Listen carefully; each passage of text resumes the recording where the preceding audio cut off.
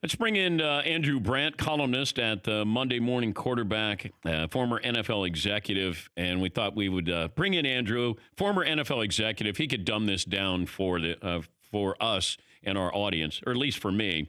Andrew, thanks for joining us on short notice. I've mentioned this when I started the show. I get nervous whenever the owners are excited about something and how they sort of been using us in the media to send this message out. What do you make of, is this one-sided with the owners versus the players? Hey, Dan, I do have to comment. You use those three words. I remember going on set at SportsCenter or NFL Live and hearing my producer tell me in my ear, hey, Andrew, dumb it down. Well. So anyway, you're right. Listen, the owners want this deal. And why do they want the deal? Because they want to go to the networks, digital media, sponsors, et cetera, and say, hey, we got 10 years of labor peace. Don't worry about it. There's no lockout. There's no strike. There's no work stoppage. Buy in and spend all the money you have because we're a product that's going to continue. They want the deal now rather than the uncertainty of potential labor problems in 13 months. I get it. The question is, are the players using this leverage enough to get the concessions that they want? And what have we heard from players the past 1, 2, 5, 10 years? No way, no how, we're playing more than 16 games. And so much hypocrisy from the NFL talking about safety and health while wanting us to play more games. Yet, here we are. We're talking about a deal being voted on today that includes an extra game, more inventory for teams, which is great. Is it great for players? You know, we can talk about some of the deal points. It just seems like they could get more out of this for the leverage they have, which they never have leverage, because they want the deal so bad, the owners. Well, I don't want a 10-year deal. If I'm a member of the Players Association, like 10 years is an eternity. And it feels like, you know, maybe 5 years, because I don't know what media is going to be like then. I don't know if it's, you know, I know you like to say, I like what's in front of me and I know what's in front of me, and that's great. The NFL keeps growing and growing and growing. It feels like in 5 years, this deal is going to be outdated. Yeah, I mean, that's my first criticism. I just don't get the idea of a decade-long deal, and no other PA has this. They have 5-year deals or 7, 8-year deals that have opt-outs after 3 or 4. You know, I know why the owners want a 10-year deal, of course, but like you just said, the economics are going to look so different in maybe even 2 years with the new media companies. And again, the new media deals are not just going to be ESPN, ABC, NBC, Fox. They're going to include Google and Yahoo and Twitter and Amazon. So what are we talking about here? We're talking about the NFL being very strategic in the way they negotiate, and I did it for 10 years as a player negotiator. I'm honest. What I did was I tried to entice players to take a deal with a lot of upfront and early enticements, and then you lock them in with cost certainty for a lot.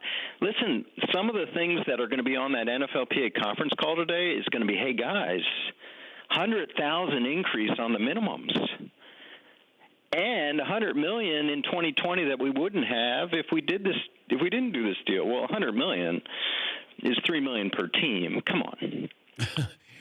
And then, you know, and then you get to 47% and you get to 48% and 48.5%, which sounds good, but then it stops. Then you got 8 years. You brought up my first and maybe major criticism, like, why are we doing a 10-year deal with no opt-outs? But I also worry about the haves and the have-nots here, too, Andrew, because these guys who are already making their money, and now you're adding a 17th game, and if your contract's already signed, you know, is there a cap on how much you can earn for that 17th game? It's great for the backup linebacker, but you know, Aaron Rodgers and J.J. Watt, you know, trotting out there, they can't be too thrilled about this, I would imagine. I don't get this, Dan. If the NFL really wants to make a deal, why do this? You know, why do this? Why make players that make more than $200,000 a week? And I know people are like, that's so much money. But listen, these are high-value people in the entertainment industry. So if Aaron or Russell Wilson or by that time Pat Mahomes or whoever it is taking a 20, 30, 50, 100% pay cut, why is the NFL even proposing that? Oh, by the way, with the 17 games, the guys who make a lot of money are going to take a big haircut. I mean, come on. What is in the NFL's reasoning that they just wouldn't pay the pro rata portion of that 17th game starting next year? To me, if the NFL really wants to make a deal, and maybe they're holding this little point we're talking about as the closer, maybe, but it just seems to me odd they're trying to make a deal with that provision.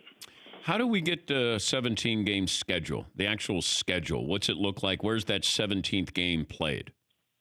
We have no details, but I'm guessing international because we've gone in London. We've gone from 1 to 2 to 4 games. I think we'll end up at 8. We won't have a London team. We'll have a London schedule between 3 stadiums, 16 teams a year. That's half the league. The rest of the league, I don't know, Mexico, Toronto. We've heard about Germany. It just seems like the logical extension is going to be that 17th game becomes international. And I don't. Maybe it's a domestic game somewhere.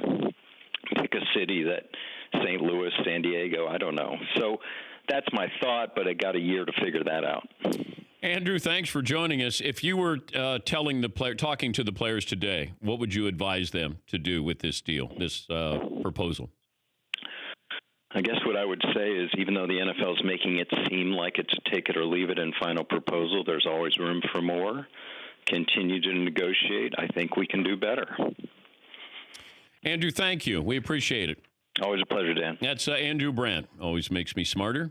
Columnist at Monday Morning Quarterback and, of course, former NFL executive. For more Dan Patrick Show, tune into Audience Channel 239 on DirecTV. Stream for free on BR Live or download the Dan Patrick Show app.